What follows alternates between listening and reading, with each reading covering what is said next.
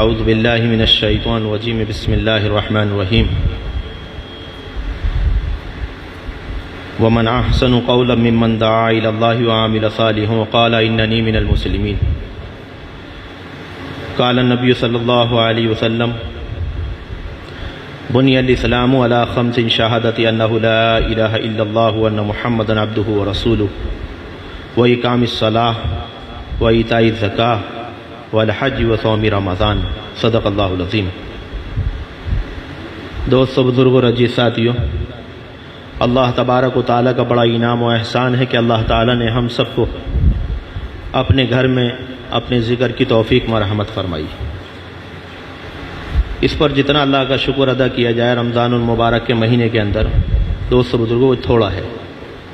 یہ بڑی سعادت اور بڑی خوش نصیبی کی بات ہے کہ ایک تو رمضان المبارک کا مہینہ اور پھر یہ راتیں، خالی شب قدر وہ نہیں ہوتی جو طاق راتیں ہوتی ہیں، بلکہ ہر رات شب قدر ہے۔ شب کے معنی آتے ہیں رات کے، اور قدر کے معنی آتے ہیں کہ ان راتوں کی قدر کرو۔ تو جب تک انسان کی زندگی ہر رات شب قدر ہے، ہر رات، مگر یہ مقصود راتیں وہ ہیں جس میں قرآن پاک اللہ تبارک و تعالیٰ نے رمضان المبارک کے مہینے میں نازل فرمایا۔ بے شمار اس مہینے کے فضائل ہیں، اور پھر آخری عشرہ، تو یہ سب اللہ تبارک و تعالیٰ نے ہمیں یہ سب چیزیں انعامات عطا فرمائے ہیں، اس لیے اللہ کا شکر ادا کرنا چاہیے۔ آپ نے یہ جو ذکر کیا ہے یہ نفع اور ثواب سے خالی نہیں ہے، بلکہ بڑو اجر و انعام کے اس پر وعدے ہیں۔ میں ایک بات عرض کر دوں، اصل میں ہم لوگ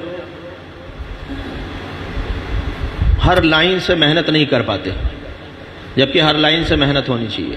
ایک ڈاکٹر جو ہوتا ہے، امت اتنی بیمار ہے، پوری امت، ہر ایک انسان اتنا بیمار ہے، دانت بھی خراب ہے، آنکھ میں بھی پریشانی ہے، شوگر بھی بڑھی ہوئی ہے، ہارٹ کی بھی پریشانی ہے، تو پوری طرح سے جسم جو ہے، باڈی، وہ ہماری یعنی کہیں نہ کہیں کچھ نہ کچھ پریشانی ہے، بیماریاں ہیں۔ تو جو بیماری جس لائن کی ہے اسی لائن کے ڈاکٹر اس کو ماہرین ٹھیک کرتے ہیں۔ ایسا نہیں کہ دانت میں درد ہے اور آپ پیٹ کے ڈاکٹر کے پاس چلے جائیں۔ فضائل اعمال کے اندر، فضائل ذکر کے اندر پہلا ہی صفحہ ہے غالباً۔ ایک شیخ سے بہت بڑے، ان کی نگاہ ایک شاگرد پر پڑ گئی، اور جب نگاہ پڑی تو انہوں نے ان کو بلوایا، حالانکہ وہ جن پر نگاہ پڑی تھی وہ اپنے وقت کے بڑے علامہ تھے۔ دھیان سے سننا بات کو، اپنے وقت کے بڑے علامہ تھے، مفتی تھے، فتوے دیا کرتے تھے، تمام امت کے مسائل بتایا کرتے تھے، بہت بڑا کام ان کے ذمہ تھا، لوگوں کو پڑھایا کرتے تھے، یہ سارا کام تھا۔ جب ان کے شیخ کی نگاہ ان پر پڑی تو انہوں نے سب کچھ چھٹوا دیا ان سے کہ فتوے دینا بند کر دو، سب کام بند کر دو، جتنا بھی آپ کام کر رہے ہو سب کو چھوڑ کر صرف ذکر میں لگا دیا۔ مختصر یہ ہے کہ وہ ذکر کرتے رہے۔ کچھ روز کے بعد شیخ کو یہ بات معلوم ہوئی کہ یہ تو قرآن پاک کی تلاوت کرتے ہیں۔ کیا بات معلوم؟ قرآن پاک کی تلاوت بھی کرتے ہیں۔ تو شیخ نے کہا کہ قرآن پاک کی تلاوت بھی چھوڑ دو، قرآن پاک کی تلاوت چھوڑ دو۔ اب کیا تھا؟ اب تو لوگوں کو جن کو بھی پتہ چلا، بس پھر تو مخالفین کی، اور جو نہ کہنے والے تھے اور جو نہ کہنے کی باتیں تھیں اور بد اخلاقی کی، اور ساری حدیں لوگوں نے پار کرنی شروع کر دی کہ دیکھو جی شیخ نے قرآن بھی چھٹوا دیا، یہ کیسا ذکر ہے، یہ کیسی دینداری ہے۔ مگر کچھ وقت ہی گزرا تھا، کیونکہ لوگوں کا تو اشکالی ذہن ہوتا ہے۔ ہم لوگ علماء اہل اللہ کی صحبت اور خدمت اختیار نہیں کرتے، اس لیے ہمارے ذہن جو ہے اشکالی ہوتے ہیں، دنیا کی چیزوں میں، دنیا کی باتوں میں مشغول ہیں، اس لیے اس کو سمجھ نہیں پاتے جلدی سے، کیونکہ ہم اس چیز کے ماہرین نہیں ہیں۔ ماہرین کے پاس بیٹھ کر کے، اہل اللہ کے پاس بیٹھ کر کے، اللہ والوں کے پاس بیٹھ کر کے، علماء اکرام کے پاس بیٹھ کر کے ان باتوں کو سیکھنا پڑے گا۔ حالانکہ فضائل اعمال کے اندر فضائل ذکر میں پہلا پینچ ہے، مگر بات ذہن میں نہیں آتی، سمجھ میں نہیں آتی، تو انہوں نے قرآن بند کروا دیا۔ مگر کچھ وقت کے بعد معلوم چلا کہ حضرت نے انہیں بلایا اور کہا کہ آپ قرآن شروع کرو، تلاوت شروع کرو۔ تو وہ لکھتے ہیں، حضرت شیخ زکریا رحمۃ اللہ علیہ نے کتاب میں لکھا ہے کہ جیسے انہوں نے قرآن پاک کو کھولا اور پہلی آیتیں جو پڑھنی شروع کی تو اللہ تبارک و تعالیٰ نے ان پر وہ علوم نازل فرمائے، الہام فرمائے وہ علوم ان پر، کہ وہ علوم ان پر الہام ہوئے کہ پوری امت کے بڑے بڑے مسائل کے حل کرنے کا وہ ذریعہ بن گئے، اللہ نے ایسا کھول دیا۔ تو ذکر اس لیے ہوتا ہے تاکہ دل صاف ہو جائے اور حق بات سمجھ میں آ جائے۔ یہ آتا ہے جو گناہ کرتا ہے ایک نقطہ اس کے دل پر لگ جاتا ہے، اور جب وہ دل کا دوسرا کرتا ہے دوسرا، پھر تیسرا کرتا ہے تیسرا، حتیٰ کہ ایسا ہوتا ہے کہ گناہ کرتے کرتے دل شیعہ ہو جاتا ہے، پھر کوئی حق بات بتاتا ہے وہ سمجھ میں نہیں آتی، تو معلوم چلا پھر کیا کریں، یوں کہ اس کو جو ہے سیکھو، اور سیکھ کے پہلے دل کو صاف کرو، پھر دیکھو آپ کے حق بات کیسے ہوگی۔ اس کے لیے بہترین چیز کیا ہے، یوں کہ اللہ کا ذکر کرو، یہ اللہ کا ذکر ہے، یہ مسجد نبوی کا عمل ہے، جیسے تعلیم مسجد نبوی کا عمل ہے، قرآن پاک کے حلقے مسجد نبوی کا عمل ہے، حرام و حلال کے حلقے مسجد نبوی کا عمل ہے، ایمان کا سیکھنا اور سکھانا مسجد نبوی کا عمل ہے، ایسے ذکر بھی مسجد نبوی کا عمل ہے، بہت بڑی چیز ہے۔ اس لیے ہر چیز کی جلدی سے کسی چیز کی مخالفت نہیں کرنی چاہیے، بلکہ سوچنا اور سمجھنا چاہیے۔ اللہ تبارک و تعالی ہم سب کو ان چیزوں کی سوچنے کی سمجھنے کی توفیق نصیب فرمائے۔ اس کے لیے دوستو ضروری ہے اہل اللہ کی خدمت میں بیٹھنا، اللہ والوں کے پاس بیٹھنا، فضائل ذکر جو فضائل اعمال کے اندر باب ہے، منتخب کے اندر علم و ذکر ہے، اس کے اندر جو باب ہے اس کو دھیان کے ساتھ، توجہ کے ساتھ، یکسوئی کے ساتھ پڑھنا، تاکہ ہر ایک چیز کی عظمت ہو۔ یہ تو میں نے ذکر اس وقت میں ہوا اس لیے یہ بات بتائی، ورنہ اس میں سارے عنوانات کی کتاب ہے، ایمان کی، نماز کی، قرآن کی، سب ہے، فضائل اعمال میں بھی یہی ہے۔ تو انشاءاللہ ہم جب اسے سوچیں گے سمجھیں گے تو انشاءاللہ اللہ آسان کر دیں گے۔ دوسری بات یہ دوستو بزرگو، ہماری سب کی ذمہ داری ہے دین کے سیکھنے کی، کہ ہم خود بھی سیکھیں، ہمارے گھر کی عورتیں بھی سیکھیں، ہمارے گھر کے بچے بھی دین سیکھیں۔ پہلے زمانے کی عورتیں اتنی آگے ہوا کرتی تھی کہ مرد بھی حیرت میں رہ جایا کرتے تھے، مردوں کو بھی حیرت ہوا کرتی تھی۔ حضرت عبداللہ بن مبارک ہیں، تابعین میں سے ہیں، بڑے تابعی ہیں، 6 مہینے قرآن پاک پڑھایا کرتے تھے، قرآن و حدیث لوگوں کو بتایا کرتے تھے، بڑے بڑے عالم اس وقت کے، اس زمانے کے ان کی خدمت میں اور ان کی درسگاہوں میں ہوا کرتے تھے حضرت عبداللہ بن مبارک، اور 6 مہینے اسی قرآن و حدیث کو اللہ کی طاقت اور قدرت کو سمجھانے کے لیے اللہ کے راستے میں جایا کرتے تھے۔ کیسے ہوں گے؟ ایمان کس درجے کا ہوگا، علم کس درجے کا ہوگا، یقین کس درجے کا ہوگا؟ اس کے باوجود جنگل میں نکلے ہوئے جا رہے تھے، ایک عورت کو دیکھا کہ بیابان جنگل کے اندر بیٹھی ہوئی ہے، خیر خواہی کا جذبہ تھا، گھٹیوں میں پڑی ہوئی چیز تھی، انہوں نے دیکھا کہ یہ بیچاری اکیلی ہے، ظاہر بات ہے پریشان ہوگی، بیابان جنگل ہے، کوئی پاس میں نہیں نظر آ رہا، گئے اور جا کر کے اسے سلام کیا اور یوں کہا السلام علیکم ورحمۃ اللہ وبرکاتہ۔ اس عورت نے فوراً سر اٹھایا اور کہنے لگی سلام قولا من رب الرحیم، قرآن کی آیت پڑھی اور جواب دیا۔ حضرت عبداللہ بن مبارک کہنے لگے اس سے کہ اللہ کی بندی تو اس بیابان جنگل میں یہاں کیا کر رہی ہے، اس بیابان جنگل میں کیا کرتی ہے؟ تو اس نے کہا، قرآن کی آیت پڑھ کر کے کہا فَمَن يُضْلِلِ اللَّهُ فَلَا هَادِيَ لَهُ، میں راستہ بھول گئی ہوں، راستے سے بھٹک گئی۔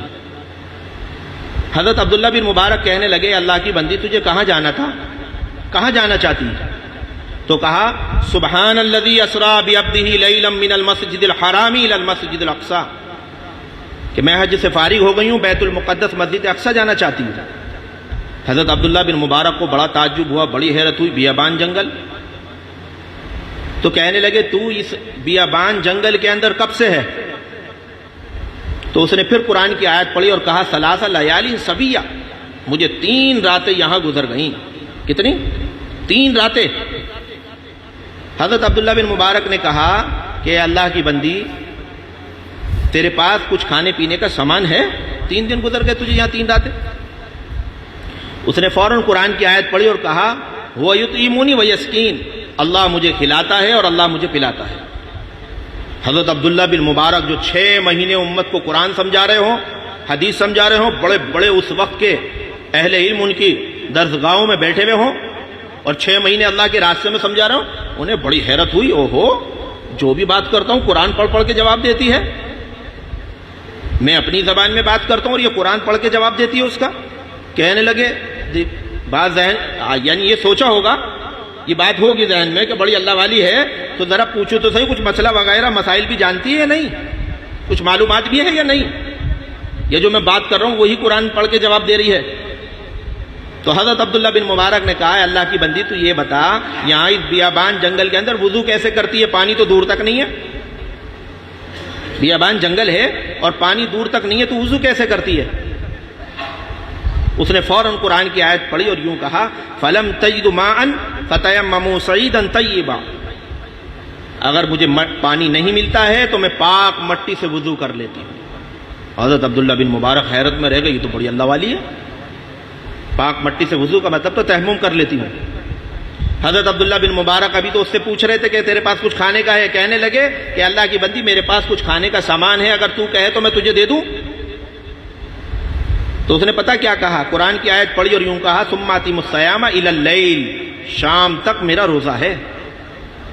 بیابان جنگل ہے، ایک عورت ہے اور کیا کہہ رہی ہے، شام تک میرا روزہ ہے۔ حضرت عبداللہ بن مبارک کہنے لگے، رمضان کا مہینہ بھی نہیں ہے، رمضان المبارک کا مہینہ نہیں، شدید گرمی، بیابان جنگل، مسافر، پھر بھی روزے سے؟ تو اس نے کیا، قرآن کی آیت پڑھ کے پھر اس نے جواب دیا کہ نفل روزہ رکھنے کے لیے رمضان کے مہینے کی ضرورت پڑتی ہے۔ بہرحال مختصر یہ گفتگو بڑی لمبی چلی، آخر میں جو ہے حضرت عبداللہ بن مبارک کہنے لگے، اللہ کی بندی تو مجھے یہ بتا کہ میں جو بھی تجھ سے بات کرتا ہوں تو میری زبان میں جواب نہیں دیتی، میری لینگویج میں جواب نہیں دیتی، بلکہ قرآن کی آیت پڑھ کے جواب دیتی ہے۔ تو پھر اس نے قرآن کی آیت پڑھی اور یوں کہا، ما یلفظ من قول الا لدیہ رقیب عتید، قیامت میں سب کے نامہ اعمال کھولے جائیں گے، جس نے جو کیا ہوگا اس کے نامہ اعمال میں وہ نکلے گا، اور جب میرا نامہ اعمال کھولا جائے گا تو اس میں قرآن کے علاوہ کچھ نہیں ملے گا، اس لیے میں قرآن ہی سے بات کرتی ہوں۔ جب عورتیں اور مرد دین کو سیکھ رہے تھے نا، تو ایسے بڑے بڑے اللہ والوں کے، حضرت عبداللہ بن مبارک جیسے کہ ایمان میں جلا پیدا کر دی ایک عورت نے، بیابان جنگل کے، جب وہ دین کو سیکھتے تھے۔ آج ہمارے گھروں کے اندر یہ ہوتا ہے، ہمارے گھر کا قورمہ دیکھنا کھا کے کتنا بہترین بناتے ہیں، آس پاس میں ملنے کا نہیں ہے، ایسی بریانی ہے ہمارے گھر کی، جو بہو آئی ہے وہ ایسی بریانی بناتی ہے ٹاپ کی۔ دوست بزرگ، مگر کبھی اس بہو کا یہ حال تھا اور کبھی ان بریانی بنانے والیوں کا اور قورمے بنانے والیوں کا یہ حال تھا کہ جب انہوں نے کھانا بنانا شروع کیا تھا تو جب بریانی کے لیے چاول بنانے شروع کیے تھے تو معلوم چلا کہ پانی زیادہ ہو گیا تھا اور چاولوں کو پکڑنا پڑ رہا تھا۔ یوں کہا، یہ بریانی اتنی بڑھیا کیسے بنانے لگی؟ یوں کہ انہوں نے سیکھا۔ کچھ دن کے بعد معلوم چلا کہ ایسی بنانے لگی تھی، بڑھیا تو نہیں تھی مگر ایسی تھی کہ اس کا لڈو بنا کر کے ہم کھا لیا کرتے تھے، مگر آج اس کی بریانی ایسی ہے کہ دعوے کرتے ہیں گھر کے مرد بھی، کیونکہ اس نے اس کو سیکھ لیا، اس پر محنت کی، اس پر کوشش کی۔ حضرت عائشہ رضی اللہ عنہا نے نیت باندھی نماز کی، حضرت عائشہ رضی اللہ عنہ نے نماز کی نیت باندھی، اور نماز کی نیت باندھنے کے بعد جب اذان ہو گئی فجر کی تو سلام پھیرا، 2 رکعت نماز کی نیت تھی، اور یوں کہنے لگی سلام پھیر گئے، اے اللہ تیری راتیں کتنی چھوٹی ہو گئیں، 2 رکعت میں ہی پوری ہو گئی، حالانکہ یہ راتیں نہیں تھیں جو اس وقت میں چل رہی ہیں، ٹھنڈ کی راتیں تھیں جو بڑی ہوا کرتی ہیں۔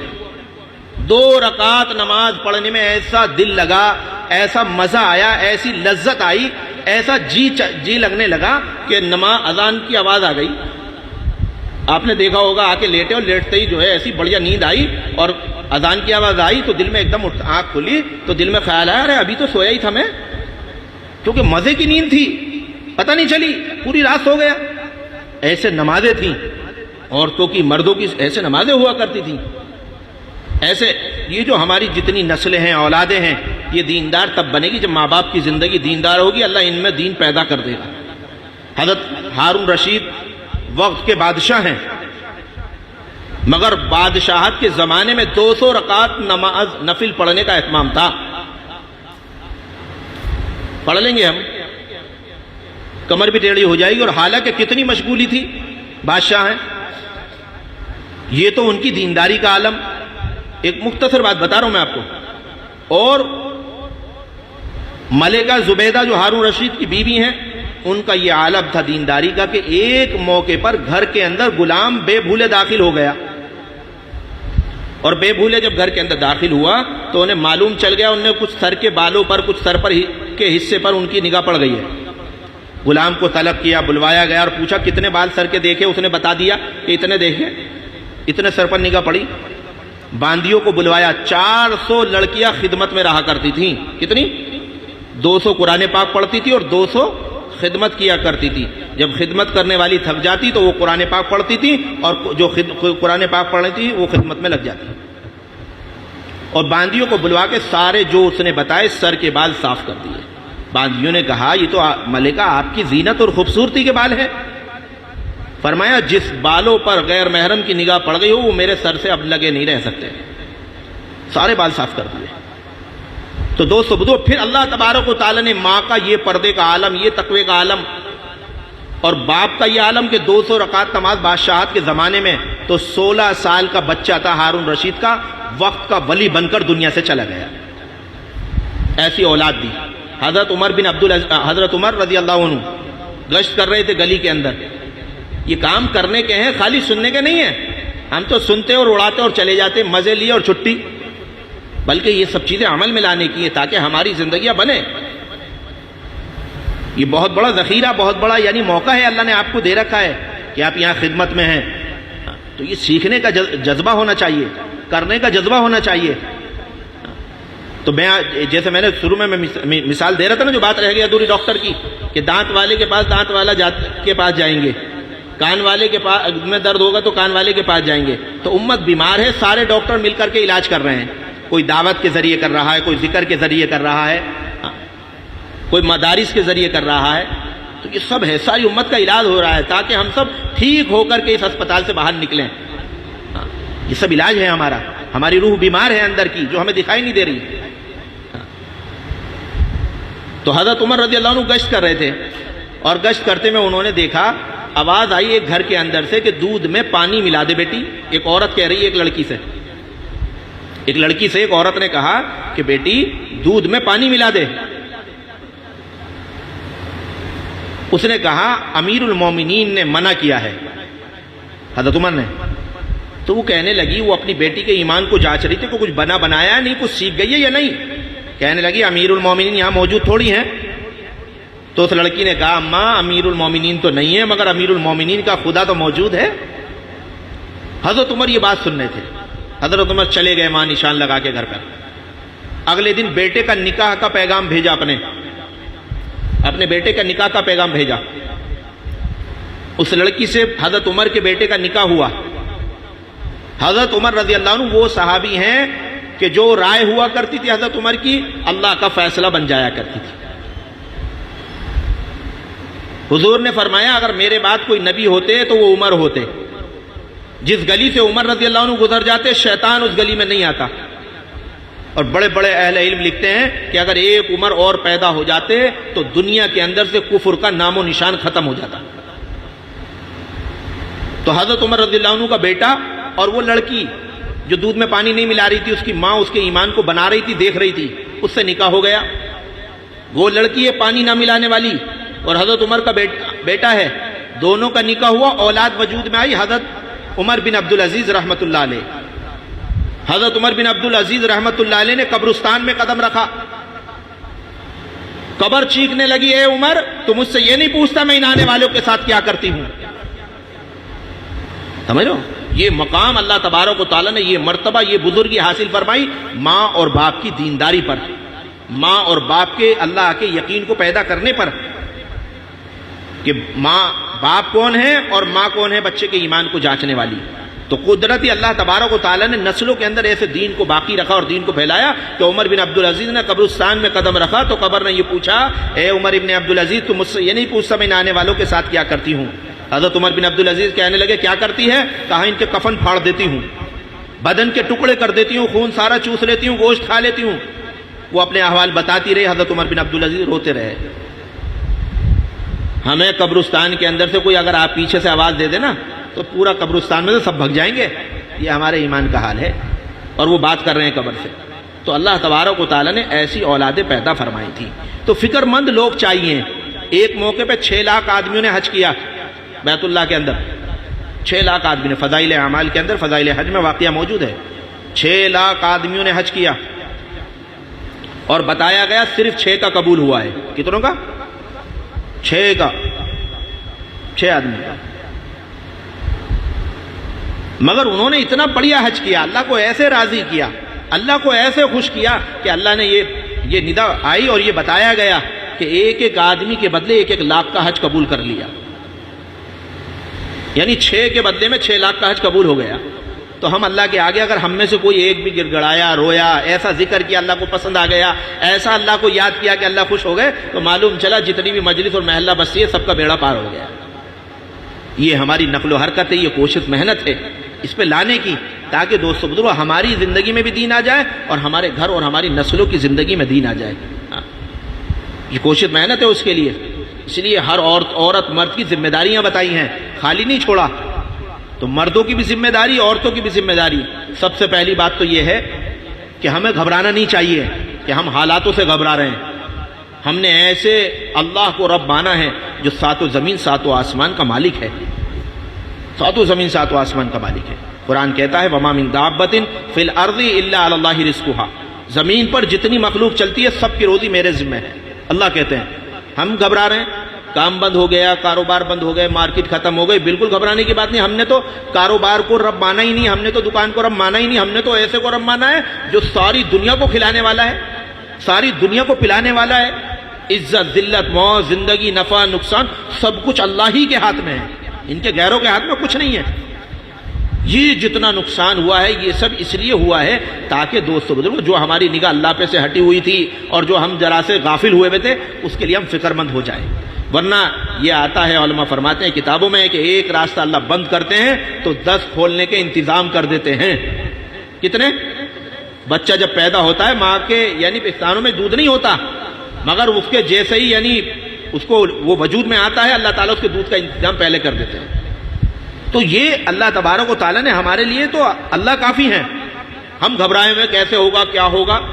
اللہ تبارک و تعالیٰ زمین کو ذرا سی حرکت دیں گے، لاکھوں کافر مشرک اس میں سما جائیں گے. کوئی کہنے والا نہیں، کسی سے متعلق کوئی بات ہی نہیں ہونی کی ہے کہ بھئی تم نے ایسا کر دیا. ہوگی وہ ذرا سا اشارہ کرے گا، سمندر کی لہریں آئیں گی، معلوم چلا سارے نافرمانوں کو لے جائیں گی. جب تک لا الہ الا اللہ کہنے والے باقی رہیں گے اسلام باقی رہے گا، اور یہ پورا مسلمان دنیا کے اندر ایسے ہی باقی رہے گا. دوسری حدیث میں آتا ہے جب تک دنیا کے اندر اللہ اللہ کہنے والا باقی رہے گا قیامت نہیں آ سکتی. اور کامیاب تم رہو گے بس شرط یہ ہے کہ جو اعمال غلط تھے ان کو چھوڑ کر کے اچھے اعمالوں پر ہم لگ جائیں. جو کام ہم غلط کر رہے تھے ان کو چھوڑ کر کے اچھے کاموں پر ہم لگ جائیں. پھر اللہ دیکھو برکتوں کے رحمتوں کے کیسے دروازے کھولیں گے. یہ تھوڑا سا وقت، تھوڑے سے حالات ہیں، یہ انشاءاللہ گزر جائیں گے. جیسے رات ہوتی ہے گھٹا آئی اور بادل آئے، معلوم چلا کچھ وقت کے بعد جو ہے وہ ختم ہو گئے تو ختم ہو جائیں گے. اس لیے گھبرانا نہیں، نہ عورتیں گھبرائیں نہ مرد گھبرائیں. تو مضبوط ہوتے ہیں ایمان و اعمال میں. عورتوں کو بھی اچھی کارگزاریاں بتاؤ، کاروباروں کی مت بتاؤ، ورنہ وہ تمہیں کاروباروں کے مشورے دیں گی. پھر جا کر بتا رہے ہیں صبح سے دکان کھولی تھی اور ایک بھی گراہک نہیں آیا، ایسا مال لے کے آیا ہوں بکی نہیں رہا. اب وہ بھی رو رہی ہے، وہ بھی غم میں. کس لیے؟ دنیا کے غم میں. حضور اکرم صلی اللہ علیہ وسلم غار ہیرا کے اندر ذکر کر رہے تھے، اللہ کی حمد و ثنا کر رہے تھے، اور جبرائیل امین پہلی مرتبہ فرشتہ آیا. حضور نے پہلی مرتبہ دیکھا. طبیعت خراب ہو گئی آپ کی. وہاں گفتگو ہوئی فرشتے سے، آپ گھر تشریف لائے اور گھر تشریف لا کر کے حضرت خدیجہ رضی اللہ عنہ کو ساری کارگزاری بتائی کہ ایسے ایسے ہوا آج، اور بخار چڑھنے لگا، آپ کو ٹھنڈ لگنے لگی، طبیعت ناشاد ہو گئی. حضرت خدیجہ رضی اللہ عنہ پہ اللہ تبارک و تعالیٰ نے، کیونکہ جیسی کارگزاری بتاؤ گے نا ویسی عورتوں پہ بات کھلتی ہے. حضرت خدیجہ رضی اللہ عنہ کہنے لگی اللہ کے نبی آپ گھبرائے نہیں، آپ تو امین ہیں، چادر اڑا رہی ہیں، اور یوں کریے آپ تو صادق ہیں، آپ تو امانت دار ہیں، تو آپ تو لوگوں کا بھلا چاہتے ہیں، اللہ آپ کو ضائع نہیں کرے گا. اور دوسری بات یوں کہی یا اللہ کے نبی آپ نے فرشتے کو دیکھا؟ یوں کہ ہاں میں نے دیکھا. تو یوں کہ اگر فرشتہ آپ کو دوبارہ نظر آئے گا تو آپ مجھے بتا دو گے؟ اللہ کے نبی نے کہا ہاں میں بتا دوں گا. کچھ وقت کے بعد فرشتہ دوبارہ آ گیا. آپ یہ دیکھیے حضرت خدیجہ کی صلاحیت اللہ نے کیسی کھول دی. مردوں کو اچھی باتیں بتانے پر، دین کی کارگزاریاں بتانے پر. اور کہنے لگی جیسے فرشتہ آیا حضور نے فرمایا اے خدیجہ فرشتہ آ گیا. جلدی سے تشریف لائیں، حاضر ہوئے، خدمت ہوئی اللہ کے نبی کے پاس، اور آ کر سیدھے ہاتھ کی طرف کھڑی ہو گئی. اور کہا یا اللہ کے نبی کیا فرشتہ آپ کو نظر آ رہا ہے؟ کہا ہاں آ رہا ہے. تو سیدھے ہاتھ سے ہٹ کر الٹے ہاتھ کی طرف آ گئی اور کہا یا اللہ کے نبی کیا فرشتہ آپ کو نظر آ رہا؟ کہا ہاں مجھے نظر آ رہا ہے. پھر گھوم کر اللہ کے نبی کی گود میں بیٹھ گئی اور کہا یا اللہ کے نبی کیا فرشتہ آپ کو نظر آ رہا ہے؟ کہا ہاں نظر آ رہا ہے. تو پھر اپنے یعنی حضرت خدیجہ رضی اللہ عنہ نے سر کا دوپٹہ اتارا، سر کا دوپٹہ ہٹایا، اتارا اور پوچھا یا اللہ کے نبی کیا فرشتہ آپ کو اب بھی نظر آ رہا ہے؟ تو فرمایا اللہ کے نبی نے اب فرشتہ نظر نہیں آ رہا. تو اللہ کے نبی صلی اللہ علیہ وسلم سے حضرت خدیجہ رضی اللہ عنہ نے کہا، سنیے کیا کہا؟ کہا یا اللہ کے نبی یہ یقیناً فرشتہ ہے جو چلا گیا شرم کی وجہ سے میرا دوپٹہ ہٹنے پر. اگر یہ شیطان ہوتا نا، جیسے میں نے دوپٹہ ہٹایا تھا، یہ جاتا نہیں، یہیں جم کے بیٹھا ہوا ہوتا. حالانکہ دیکھ رہی ہیں فرشتے کو؟ بتائیے آپ، حضرت خدیجہ کو دیکھ رہا ہے؟ نظر نہیں آ رہا.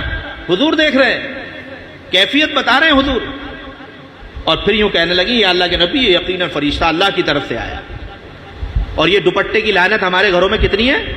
کھانا بنا رہی ہیں، روٹیاں بنا رہی ہیں، دوپٹوں کے پتہ نہیں ہے. تو نورانی رحمت کے فرشتے چلے جاتے ہیں، ان کھانوں میں برکت نہیں ہوتی، لذتیں نہیں ہوتی. اللہ تبارک و تعالیٰ ذکر فکر کی برکت سے، تلاوت کی برکت سے برکتیں ڈال دیتے ہیں ان چیزوں کے اندر. حضرت مولانا الیاس صاحب رحمۃ اللہ علیہ کی والدہ 40 پارے رمضان المبارک کے مہینے میں روزانہ پڑھا کرتی تھیں. کتنے؟ اور کئی ہزار تسبیح پڑھتی تھی، کئی ہزار ذکر. اور اس کے باوجود سحر کی تیاری، افطار کی تیاری، مہمانوں کی خدمت، گھر کی صاف صفائی، بچوں کا دھیان رکھنا، ان کی تربیت کا نظام، یہ سارا کام 40 پارے روزانہ پڑھتے ہوئے کرتی تھی. تو کیسے ہو گیا کہ اللہ نے ان کے وقت میں برکت ڈال دی. پتہ نہیں چلتا کیسے ہو گیا اتنا سارا کام. تو یہ اللہ تبارک و تعالیٰ برکت ڈالتے ہیں. جیسے ہارون رشید کا بیٹا جب پتھر لگاتا تھا، دیوار کھڑی کرتا تھا، تو وہ ایک دن میں اتنا کام کر دیا کرتا تھا کہ 10 آدمی اتنا کام کریں. لوگ مزدوری کرانے والے روک لیا کرتے تھے ہفتوں تک اپنا کام کہ ہم تو انہی سے کرائیں گے، ایک ہفتے کا کام کر جاتا ہے ایک دن میں. تو اللہ والوں کی ایسے مدد ہوتی ہے. حضرت نفیسہ رحمۃ اللہ علیہ امام مالک کے زمانے کی ہیں، بڑی اللہ والی ہیں. کسی نے یوں پوچھ لیا امام مالک کی دینداری کا کیا عالم ہے؟ تو یوں کہا میرے نزدیک صرف وضو اچھا کر لیتے ہیں. حالانکہ کوئی بڑے پن کی بات نہیں تھی، مگر ان کا ایک مقام، ان کی ایک جانکاری، ان کا ایک علم، ان کا اللہ سے تعلق. قبر کھدوا دی اپنی زندگی کے اندر، اپنی زندگی کے اندر قبر کھدوائی اور اس میں اتر کے 300 قرآن پاک پورے کیے. جو عورت 300 قرآن پاک زندگی میں قبر کے اندر اتر کے پڑھ کے گئی ہوگی، اس کے اندر کیا عالم ہوگا اس کی قبر کا. اس کی تیاری کے لیے ہم لوگ یہاں آئے ہیں، اس کی تیاری کے لیے ہمارا علاج ہے، اس کی تیاری کے لیے ذکر ہے، اس کی تیاری کے لیے اہل اللہ کی مجلس ہے. تو دوستو بزرگوں، ہمیں اللہ کا شکر ادا کرنا چاہیے. اس دور کے اندر ہم مسجد کے اندر بیٹھے ہوئے ہیں، اپنے بزرگوں کے پاس بیٹھے ہوئے ہیں حاجی صاحب کی خدمت میں. یہ ہمارے لیے بڑی سعادت اور بڑی خوش نصیبی کی بات ہے. اللہ نے بچا لیا، ورنہ آپ ابھی جا کر دیکھو گے ہمارے اس پورے علاقے کی یہ حالت ہو چکی ہے. ساری رات نوجوان جاگ رہے ہیں، ساری رات فجر کی نماز کے بعد سو رہے ہیں. معلوم ہے کیا کرتے ہیں؟ سوائے موبائلوں کے کچھ نہیں کر رہے. لایا نہیں موبائل، اس میں اپنی رات، اور وہ بھی ایسی مقدس راتیں جو اس مہینے کی چل رہی ہیں کہ ان کو برباد کر رہا ہے. کتنی کمی کی بات ہے. اس کے لیے دوستو بزرگوں محنت ہے کہ ہم خود بھی یہاں ذکر میں رہیں، فکر میں رہیں، تعلیموں میں بیٹھیں، گشتوں میں جڑیں، جماعتوں کے اندر جائیں. بھائی سارے دن تھوڑی ذکر کرتے ہیں، سارے دن کرتے ہیں، روزہ یعنی پورے مہینے ذکر کرتے رہتے ہیں. جیسے ذکر کی پابندی کر رہے ہیں ہم، انشاءاللہ اس کا اہتمام رکھیں اور مزید بڑھائیں. اور اس کے ساتھ ساتھ جماعت کے کام کو، دعوت کے کام کو، مسجد کی آبادی کو، اس کو کریں. گھر کے اندر عورتیں اس کا اہتمام کریں. ایسے ہی گھر کی تعلیم کا اہتمام کریں. گھر کی تعلیم بہت ضروری ہے. گھر کی تعلیم، ایک قرآن پاک گھر کی عورت نے پڑھا، ایک پارہ روزانہ پڑھا.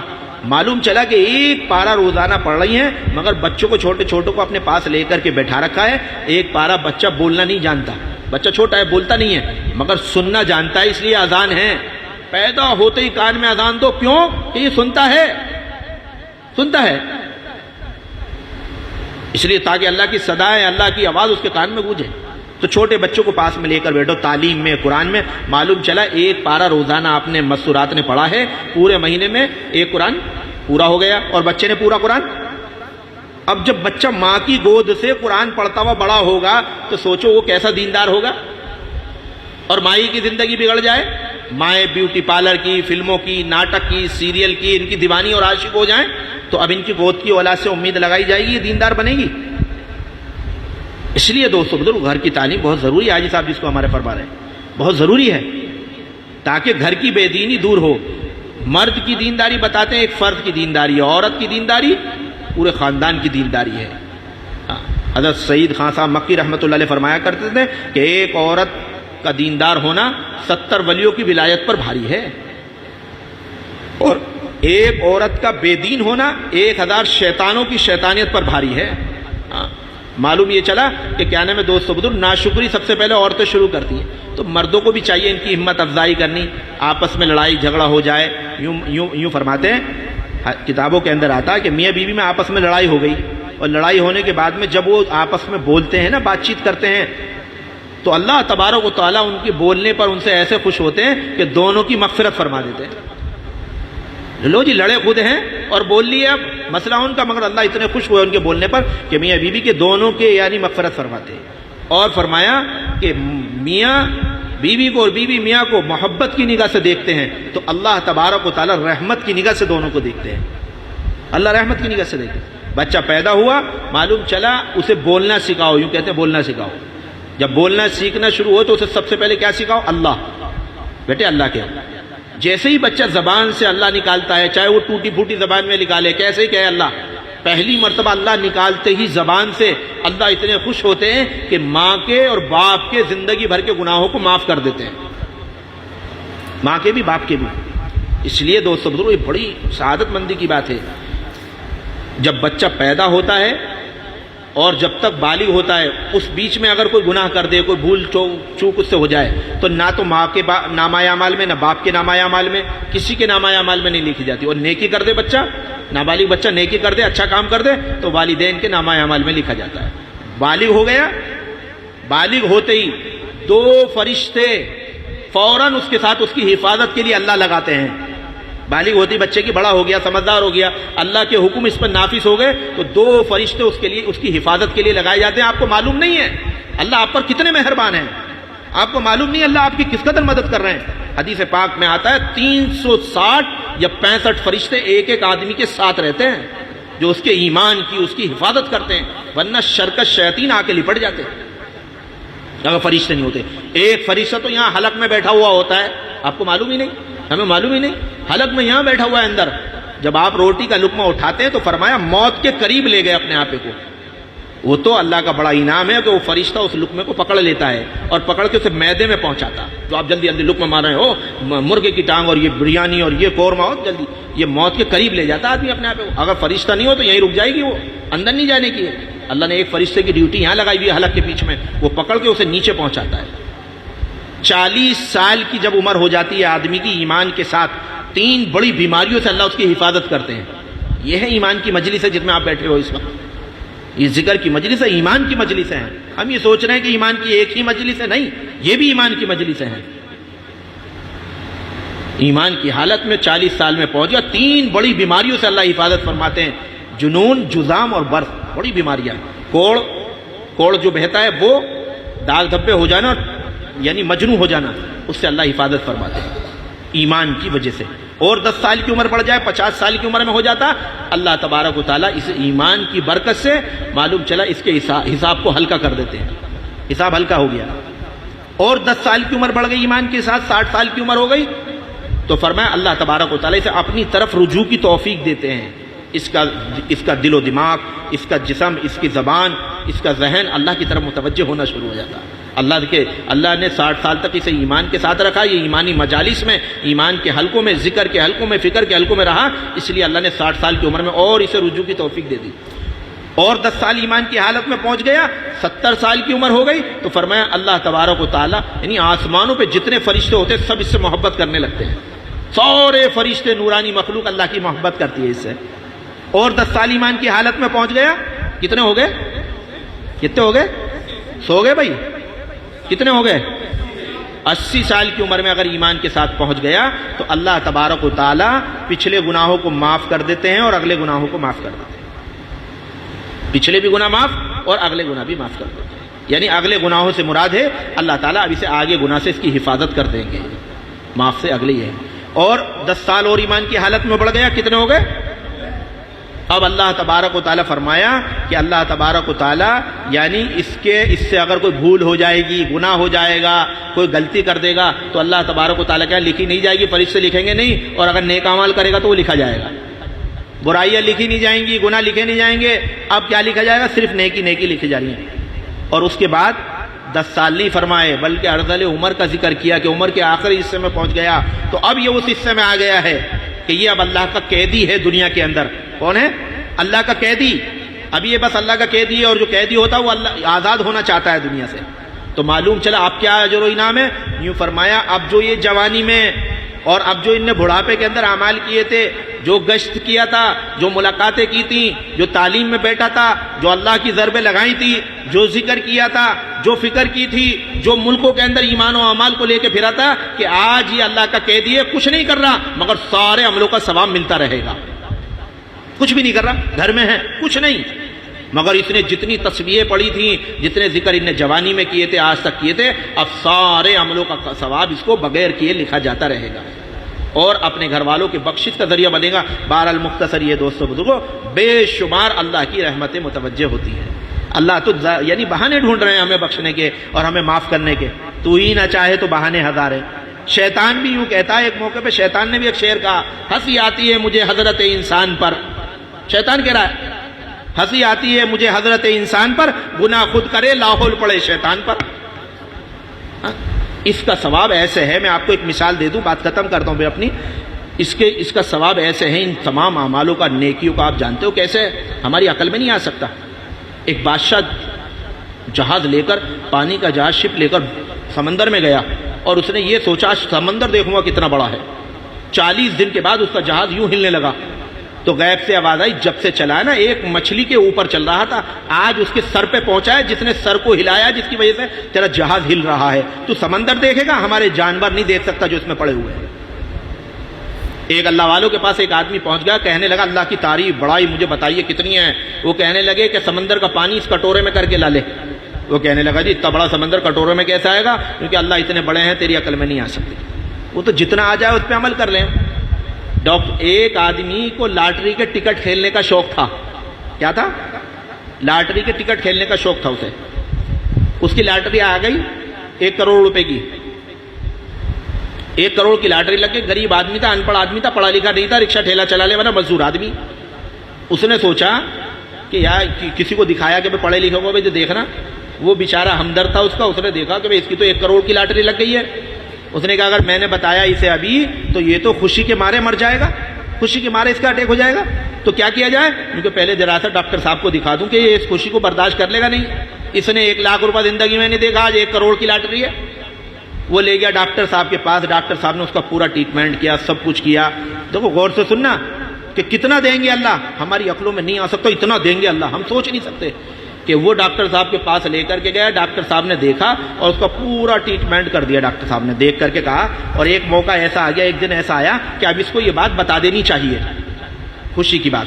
ڈاکٹر صاحب کہنے لگے اس سے ایک موقع پر، سب نے مشورہ کیا ڈاکٹر صاحب آپ ہی بتا دو تاکہ کوئی بات ہوگی سنبھال تو لوگے. گھر والوں نے بھی کہہ دیا. اب انہوں نے بتایا اسے مریض کو، کہنے لگے کہ بھائی تمہیں کوئی شوق ہے کسی چیز کا؟ کہ جی مجھے تو کوئی شوق ووق نہیں ہے، بس ایک لاٹری واٹری ہے وہ کھیل لیتا ہوں میں، وہ ٹکٹ والی. تو کہنے لگے اچھا کبھی آئی؟ کیونکہ آئی نہیں، آج تک نہیں آئی. کیونکہ اگر میں خوشخبری تجھے یہ دیتا ہوں کہ تیری 1 کروڑ کی لاٹری آ گئی تو کیا کرے گا؟ ڈاکٹر صاحب نے کہا اگر تجھے میں یہ خوشخبری دوں کہ تیری 1 کروڑ کی لاٹری آ چکی ہے تو کیا کرے گا؟ تو اس نے کہا ڈاکٹر صاحب اگر آپ مجھے یہ خوشخبری دو گے تو 50 لاکھ روپے میں آپ ہی کو دے دوں گا. ڈاکٹر کو اٹیک پڑ گیا، وہ مر گیا، ڈاکٹر ہی مر گئے.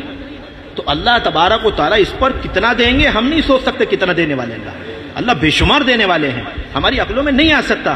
اس لیے دوستو بزرگوں یہ مجلسیں ہیں، اس میں یعنی یہ سمجھ لو خیر و برکات رحمتیں لوٹتے رہو اور اپنے بڑوں کی قدر کرتے رہو. سمجھے؟ اپنے بڑوں کی قدر کرنا اپنے ہاں بڑے پیدا کرنا ہے. بس مختصر جملہ یہ ہے. علماء کی، اہل اللہ کی، اکابرین کی، ائمہ کی، طلبہ کی، ان کی سب کی قدر کرنا. حفاظ کی یہ سمجھ لو کہ اپنے یہاں پیدا کرنا ہے، اور اگر نہیں چاہتے ہو اپنی نسلوں میں کہ یہ لوگ ہمارے یہاں پیدا ہوں تو ان کی قدر مت کرو، یہی کافی ہے بس۔ ان کے پاس مت آؤ، مت جاؤ، لو جی معلوم چلا نسلوں میں عالم پیدا نہیں ہوں گے، نسلوں میں اہل اللہ پیدا نہیں ہوں گے، نسلوں میں دیندار پیدا نہیں ہوں گے اگر ان سے محبت نہیں ہوگی۔ حدیث میں آتا ہے کہ 3 قسم کے بنو، یا تو طالب علم بنو، یا عالم بنو، یا ان سے محبت رکھنے والے بنو۔ اور اگر چوتھی قسم آتی ہے کہ وہ مت بننا، یعنی بغض رکھنے والے، نفرت رکھنے والے۔ اس لیے دینداروں سے، اہل اللہ سے اور اپنے شیخ سے سب سے محبت رکھنی چاہیے، ان کی عظمت دل میں ہونی چاہیے۔ علماء کے بارے میں تو یہاں تک آتا ہے کہ ان سے مصافحہ ملانا، ان کی خدمت میں بیٹھنا، ایسے جیسے حضور کی خدمت میں بیٹھنا، حضور سے مصافحہ ملانا، اتنا بڑا مقام، حضور کو دیکھنا، جب دیکھو مصافحہ ملاؤ تو یہ تصور کرنا چاہیے۔ جب اللہ تبارک و تعالیٰ کے کوئی بندہ قریب ہوتا ہے نا، مصافحہ میں ہی سب کچھ مل جاتا ہے۔ یوں ہی تو پیچھے لگتے ہیں جی مصافحہ کرنے کے لیے، بڑے بڑے اجتماعات، بڑے بڑے جوڑ، بڑے بڑے ذکر کی مجالس میں ہوتا نہیں ہوتا، کیوں جاتے ہیں مصافحے کے لیے؟ اور مصافحے کی یوں پر میں دعا پڑھ لو، مصافحہ کر لو، معلوم چلا دونوں کے گناہ معاف۔ اتنی فضیلت ہے بھائی، کرو گے انشاءاللہ عمل؟ اس عمل کے لیے خالی یہ نہیں ہے کہ آپ یہاں 10 دن مل گئے تھے، فرصت تھی، روزے بھی رکھ رہے تھے کہ بھائی رمضان کے بعد کام دیکھ لیں گے، ایک تو ویسے کام وام نہیں ہے، اور تھوڑا سا چلو رمضان میں ذکر وکر کر لیں کیونکہ بعد میں تو پھر ہم مڑ کے بھی نہیں دیکھیں، تو بھائی ایسا ہے نہیں، بلکہ حضرت کا جہاں جہاں پر ذکر ہے، جہاں جہاں آپ سہولت سے پہنچ سکتے ہیں، جہاں جہاں مجلسیں لگتی ہیں آپ کے علم میں ہے، اور جو نہیں ہے تو معلوم کرنا، وہاں جانا پابندی کے ساتھ۔ یہ کوئی ایسا کام نہیں ہے، یہ روٹی کی طرح ہے، بلکہ سانس کی طرح ہے، کام کی طرح نہیں کہ کام بناؤ اسے۔ حضرت مولانا یوسف صاحب رحمۃ اللہ علیہ کہا کرتے تو کام مت بناؤ، کام جو بناتے ہیں، جب کام کرتے ہیں تو معلوم چلا ایک وقت ایسا آتا تھک جاتے ہیں، تھک جاتا نہیں آدمی، اور یہ آج تو بہت تھک ہو گئی اب نہیں کروں گا، تو یہ تو کام اگر بنائے گا تو تھک کے چھوڑ دے گا، تو کیا بنائیں؟ یوں کہا سانس بناؤ، سانس سے تھکے آدمی، سانس جو ہوتی ہے، سانس جو چل رہی ہے وہ نہیں، اس سے نہیں تھکتا، کہ وہ تو چلتی رہے گی اور یہ کرتا رہے گا، وہ تو موت پر ہی ختم ہوگی۔ تو ان مجلسوں کے اندر انشاءاللہ اللہ تبارک و تعالیٰ مجھے، آپ کو، ہم سب کو موت تک بیٹھنے کی توفیق نصیب فرمائے، ٹھیک ہے بھائی انشاءاللہ۔ گھر کی عورتوں کو بھی اپنے اس میں ان تمام چیزوں کے عمل میں لانے کی کوشش کریں، اس کے لیے تعلیم ہے جیسے حضرت فرما رہے ہیں، اور مسجد کے اعمال ہیں، اور حضرت کی مجلس میں شرکت ہے، کر لیں گے انشاءاللہ۔ اللہ ہم سب کو عمل کی توفیق نصیب فرمائے۔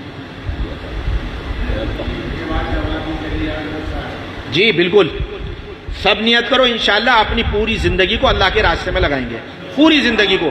کوئی 3 دن چلے 4 مہینے کا کام نہیں ہے کہ ہم 3 دن یا چلے 4 مہینے کے اندر اس کام کو کریں گے، 3 دن کر لیا، چلا کر لیا 4 مہینے نہیں، یہ موت تک کا کام ہے۔